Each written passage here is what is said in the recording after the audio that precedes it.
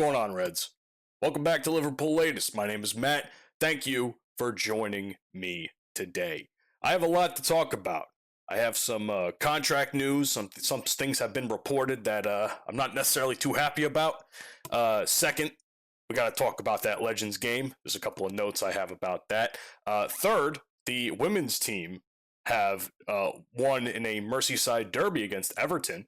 And last but certainly not least, Florian Wirtz dominates in international competition for Germany. So without further ado, let's get right into it. Nico Schlotterbeck is a name that I have brought up quite a bit in the last several months, leading up to, mostly January. And given that Liverpool's lack of action in January to sign any sort of deal with a center back, Schlotterbeck, Gahey, and maybe one or two others were some of my top picks to acquire in hopes that they would have some sort of a future in the center back position, because Van Dijk's going to be out in 2027, plus he's getting old, so I don't think he's going to be getting re-signed anytime soon.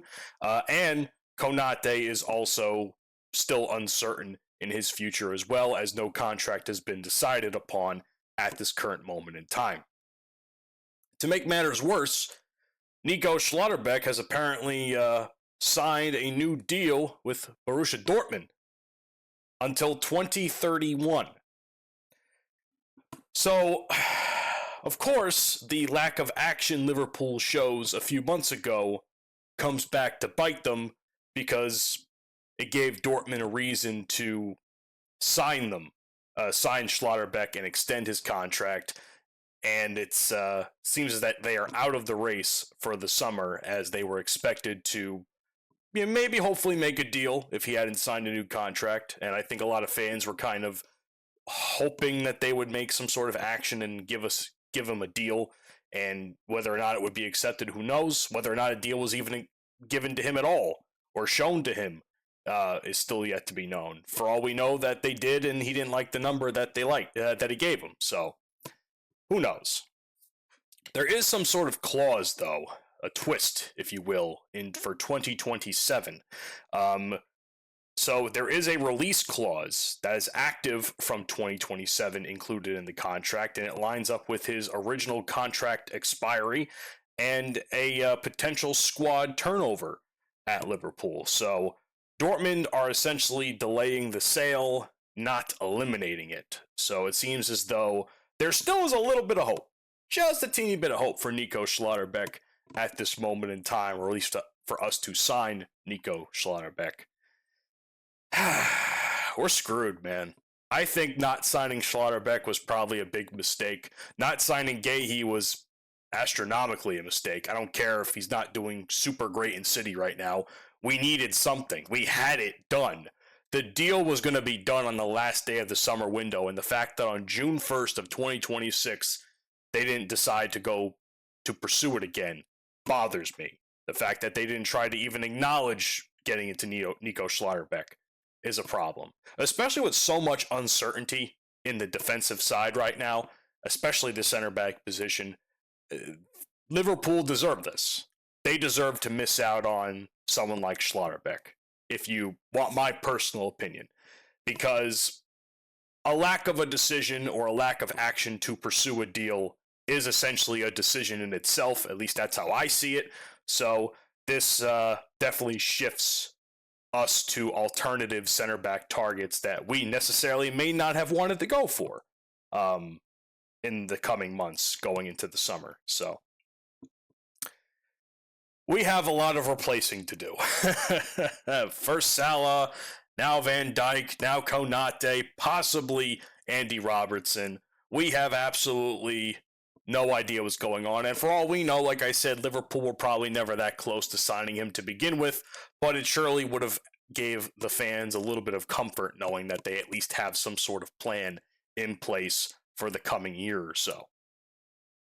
Speaking of Dortmund, today was the Liverpool Legends game. So legends from all walks of past Liverpool players, most notably Thiago Alcantara, Steven Gerrard, a few others. Klopp returned. That was a big thing. I'll get to that in a second.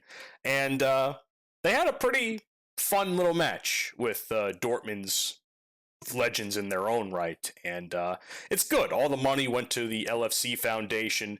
It was a charity match. There was over 60,000 fans in attendance. So, if you ask me, nobody.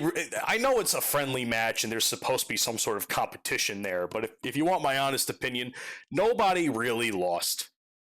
We got to see some of our favorite players of the past play on the field. We got to see Jurgen Klopp on the sidelines because I think he was the honorary manager or something along those lines. He had a big role of some sort. I don't remember exactly what it was, but seeing him on the social media, it's like night and day difference between him and Arne Slot. Like Jurgen Klopp, there's a reason why I worship that man. For the short time he was my manager on this team when I started supporting, there's a reason why I love that man. There are very few managers that I love, or coaches that I love in sports. Jurgen is one of them. And the identity that he has, the fact that he is openly Liverpool and the fact that he reps Liverpool wherever he goes, that is something that means something to me as a fan, considering how much he has given, and I'm glad he can still continues to give. So seeing the social media posts with Jurgen have been very heartwarming for me.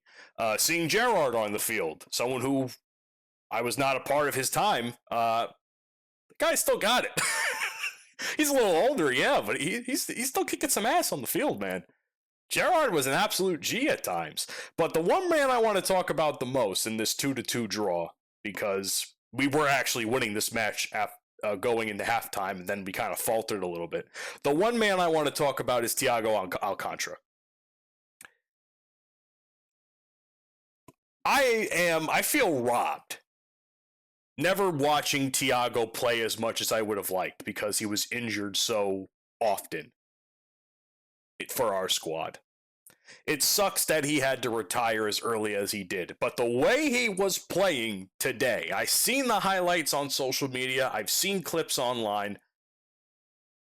What I witnessed Thiago do was incredible. Him and Gerrard were going tit for tat with some setups, and the one goal that he did score, Thiago, when he was almost going out to the goal side, that was an incredible goal in its own right. But the setups he was creating, the midfield presence he had, man, if we can we sign him for like a 6-month contract just to have like something to bolster the midfield right now? That was a good performance. I know it was against a bunch of 50-year-old men, but Jesus Christ, Thiago isn't that bad still. Like he everything I've heard about Thiago before I started like really, really paying attention to Liverpool, it was like, oh, he's great. He's one of the best midfielders right now. And then he just kept getting hurt, and he didn't get played all that much. So I got robbed of witnessing him play on the field, and the few times I did, he didn't really perform all that great. So I'm sitting here just disappointed that I watched like absolute greatness in what was essentially a retirement match. And shout out to him, bro. Like we were robbed of Thiago Alcantara on this team, some of us who are newer fans. But phenomenal job all around today. Again, nobody really nobody really lost when everybody really won for charity. So, and for the LFC Foundation. And if you haven't already, by all means, donate to the foundation in your own right to help support it. So, next up, speaking of wins, losses, and, well, in this case, a very big win, the women's Liverpool team scored a 3-2 victory over Everton in a Merseyside derby. This was an absolute ass-kicking from the early get-go for Liverpool. Siri Holland scored on a penalty early on in the first 10 minutes of the match. Then an own goal from Martina Fernandez landed us a 2-0 lead. And before halftime, Siri Holland once again scored another one. Now, this is where I get a little bit nervous because you start seeing the second half chaos.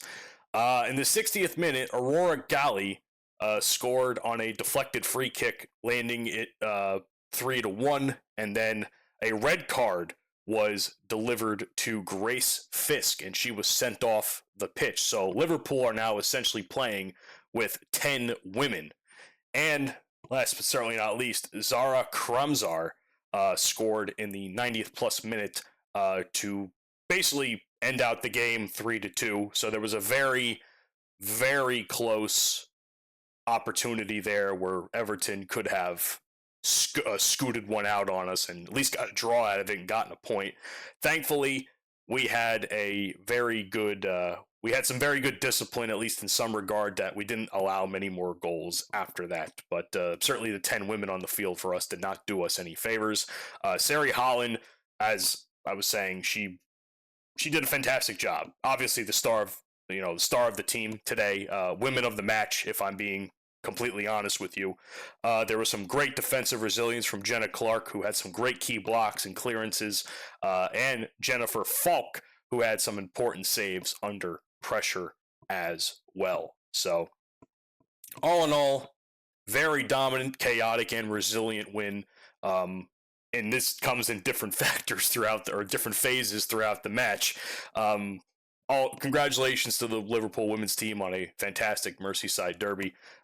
We'd love to see the women performing, if not right now, better than the men, because they've been doing quite well for themselves in the last couple of months, especially since the January window concluded for the women. So that goes to show that they were willing to fix the pieces that were broken, and since then they have done they've improved a little bit for sure compared to where they were in the beginning of the season.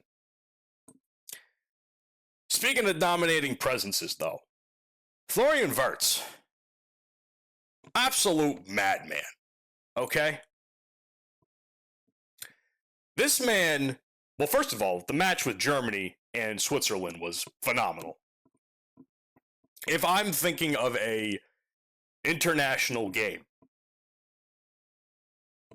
that is what I'm watching. I wish I had the opportunity to watch it, but if I was to watch any international game happening over the course of these last few days, that would have been one I would have wanted to see. Switzerland and Germany was just an all-in-all fantastic match to watch, very entertaining. Goals out the wazoo. It was a 4-3 victory in favor of Germany. The most important thing, though, is Florian Wirtz's performance, which is the key here as far as Liverpool goes. This man had involvement in every single goal that occurred for Germany. Whether it be an assist, whether it be a goal, Florian Wirtz was at some point in time involved with it. Absolute madman. Play extremely well. It begs the question, and I hate to turn this into an anti-Arne Slot argument here, but what is Slot doing with some of these players that they are not letting the players he has play to their strengths? Something is not right in the Liverpool field, and something is clearly clicking in the international side of things. I am not sure what's going on. And if you want me to explain a little bit better, let's just break down the contributions themselves. First of all was the 6th and the 26th minute with the toggle, and where he delivered a dangerous corner and it was perfectly placed for Jonathan Todd to head in. So it was obviously a very good set piece to start. The second assist, which came in the 47th minute in the first half, I should say, by Gnabry. He played a line-breaking pass into the space. It split Switzerland's defensive shape, and of course, there was a score based on the vision and timing under pressure. In the 61st minute, he received a short corner routine goal, and that was the first of his actual goals of the game. And then it was curled at a right foot shot from outside the box into the corner. That shot was a fantastic one. Love it. Chef's kiss. And last but certainly not least, the 85th minute winner, where he picked the ball at the edge of the box and struck a precise, high-quality finish to seal the game for Germany. So this man's impact on the team was all over the place. But for some reason, and I'm not just talking all of the season, but the last couple of weeks, he has been very much a ghost on the field. It's almost like you don't even know he's there.